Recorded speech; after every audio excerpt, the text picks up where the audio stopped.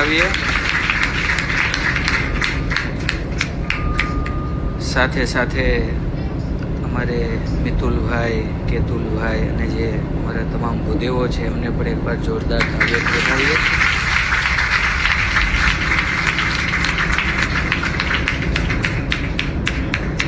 નાનામાં નાની વિધિની સમજણ સાથે આપણને આવો સરસ રાજોપચાર, કેટલા વેદ, કેટલી શાખા, આ બધું આવ્યું ને ભાઈ, કેટલા પુરાણ, કેટલા શ્લોક, આ બધું જ. અને આ બધા પ્રસાદીની પરંપરાના, આ બધા મહારાજ વખતમાં ઉમરેઠના જે બધા ભૂદેવોએ મહારાજની વડતાલમાં જે પ્રતિષ્ઠા કરી એ બધી પરંપરાના ભૂદેવો.